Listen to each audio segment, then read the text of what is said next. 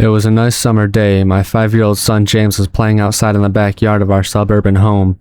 James has always been a quiet boy. He plays by himself mostly. He never had many friends, but he has always had a wild imagination. I was in the kitchen feeding our dog Fido when I heard what sounded like James talking to someone in the backyard. I'm not sure who it was he could be talking to. Could he have finally made a friend? Being a single mom, it's hard for me to always keep an eye on my son, so I decided to go outside and check on him. When I went into the backyard, I was a bit confused, because James was the only person back there. Was he talking to himself? I could have sworn I heard another voice. "James, it's time to come inside," I called out to him. He came inside and sat down at the kitchen table. It was about lunchtime, so I decided to make him a turkey sandwich. "James, who are you talking to out there?" I asked. James looked up for a moment. "I was playing with my new friend," he said, smiling. I poured him some milk and continued to pry, as any good mother would. "Does your friend have a name? Why didn't you ask him to have lunch with us?" I asked. James stared at me for a moment before replying. "His name is Laughing Jack." I was a bit taken back by what he had said. "Oh, that's a strange name. What does your friend look like?" I asked, a bit confused. "He's a clown. He has long hair and a big swirly cone nose. He's got long arms and baggy pants with stripy socks, and he always smiles." I realized my son was talking about an imaginary friend. I suppose it is normal for kids his age to have imaginary friends, especially when he has no real kids to play with. It's probably just a phase. The rest of the day went by as per usual, and it was starting to get late, so I put James to bed. I tucked him in, gave him a kiss, and made sure to turn on his nightlight before I closed the door. I was pretty tired myself, so I decided to go to bed not long after. I had an awful nightmare. It was dark. I was in some kind of rundown amusement park. I was scared, running through an endless field of empty tents, broken down rides, and abandoned game huts. The whole place had a horrible look to it. Everything was black and white. The prize stuffed animals all hung from nooses in their game huts, all with sick grins stitched on their faces. It felt like the whole park was looking at me, even though there wasn't another living thing in sight. Then suddenly I began to hear music play. The sounds of Pop Goes the Weasel being played on a squeeze box echoed through the park. It was hypnotizing. I followed its tune to the circus tent almost in a trance, unable to stop my legs from moving forward. It was pitch black. The only light came from a single spotlight shining on the center of the big top. As I walked toward the light, the music slowed down. I found myself singing along, unable to stop. "All around the mulberry bush, the monkey chased the weasel. The monkey thought 'twas all in good fun." The music stopped right before its climax, and suddenly the lights shot on. The intensity of the lights was practically blinding.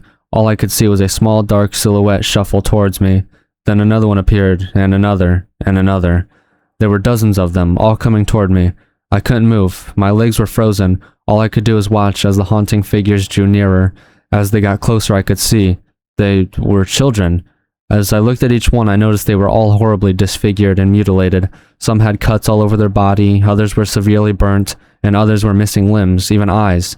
The children enveloped me, clawing at my flesh, dragging me to the ground and tearing inside me. As the children tore me apart and I faded away, all I could hear was laughter. Horrible, awful, evil laughter. I woke up the next morning in a cold sweat. After taking a few deep breaths, I looked over and saw that a few of James' action figures were positioned facing me on top of my nightstand. I sighed. James had probably woken up early and put these here. I gathered up the toys and made my way to James' room. However, when I opened the door, James was sound asleep. I just shrugged and placed the toys back into his toy box and headed out to the living room. A little while later, James woke up and I made him his breakfast. He was quiet and seemed a bit groggy. Perhaps he didn't sleep well either. I decided to ask him about the toys. "James, honey, did you put the toys in Mommy's room this morning?" His eyes shot up at me for a moment, then quickly glanced back down at his cereal. "Laughing Jack did it." I rolled my eyes and responded, "Well, you tell Laughing Jack to keep the toys in your room." James nodded and finished up his breakfast, then decided to go play out in the backyard. I went to relax in the living room, and I must have dozed off because I woke up a couple hours later. Shit, I need to check on James. I was a bit worried. It had been over 2 hours and I haven't checked on him. I went and stepped out into the backyard, but James wasn't there anymore. I was getting nervous, so I called out to him. "James! James, where are you?" Just then I heard a giggle come from the front yard. I rushed through the gate around to the front of the house. James was sitting on the sidewalk. I breathed a sigh of relief and walked over to him. "James, how many times have I told you to stay in the backyard?" "James, what are you eating?" James looked up at me, then reached into his pocket and pulled out a handful of hard candies in all colors. This made me very nervous. "James, who gave you that candy?" James just stared at me, not speaking. "James, please tell Mommy where you got that candy." James hung his head down and said, "Laughing Jack gave it to me." My heart sunk. I kneeled down to look him in the eye. "James, I've had enough of this damn Laughing Jack thing. He is not real. Now this is a very serious situation and I need to know who gave you the candy." I could see my son's eyes tear up. "But Mama, Laughing Jack did give me the candy." I closed my eyes and took a deep breath. James had never lied to me, but what he's telling me is impossible. I make him spit out the candy and I throw the rest away. James appears to be fine. Maybe I'm just overreacting. After all, he could have gotten it from Tom and Linda from next door or Mr. Walker down the street. Either way, I'm gonna have to keep a closer eye on James. That night, I put James to bed as usual and decided to go to bed early myself. Suddenly, I was woken up by a loud bang coming from the kitchen. I sprung out of bed and hurried down the stairs. When I got to the kitchen, I was horrified. Everything on the counters had been thrown on the floor, and our dog Fido hung dead from the light fixture. His stomach was cut open and stuffed with candy, the same type that James was eating earlier that day. My shock was quickly broken by a sharp scream coming from James' room, followed by loud crashes. I quickly grabbed a knife from the drawer and moved up the stairs with the speed that only a mother whose child is in danger could have. I burst through the door and flicked on the lights. Everything in the room was knocked over and tossed on the floor. My poor son in his bed crying and shaking with fear. A pool of urine staining the sheets. I scooped my child up and ran out the house and went next door to Tom and Linda's house. Luckily, they were still awake. They let me use their phone and I called the police. It didn't take them long to arrive and I explained what had happened. They looked at me if I were crazy. They searched the house, but all they found was a dead dog and 2 trashed rooms. The officer told me that somebody had probably gotten into the house and done this right before making a quick escape when they heard me coming up the stairs. I knew it wasn't true. All the doors were locked and none of the windows were open. Whatever was in my house didn't come from outside. The next day, James stayed inside. I didn't want him to leave my sight. I went into the garage and found his old baby monitor and set it up in his room. If anything comes into it tonight, I was going to be able to hear it. I went into the kitchen and grabbed the largest knife from the drawer and put it on my nightstand. Imaginary friend or not, I'm not letting anything hurt my little boy. Soon enough, night came. I put James to bed. He was afraid, but I promised him that I wasn't going to let anything happen to him. I tucked him in, gave him a kiss, and turned on the nightlight. Before closing the door, I whispered to him, "Good night, James. I love you." I tried to stay up as long as I could, but after a few hours I felt myself drifting off. My baby would be safe for the night and I needed to sleep. Just as I lay my head on the pillow, I heard a soft noise come from the baby monitor I had put on my nightstand. At first it sounded like interference, like the kind a radio would make. Then it turned into a soft moan. Was James asleep? Then I heard it. The laugh from my nightmare. That horrible laugh. I sprung up from the bed and grabbed the knife from under my pillow. I rushed over to James' room and creaked the door open. I tried the light switch, but it wouldn't come on. I took a step in and I could feel the warm, thick liquid on my feet. Suddenly, James' nightlight came on and I could see the absolute horror laid out in front of me. James' body was nailed up on the wall, the nails piercing through his hands and feet.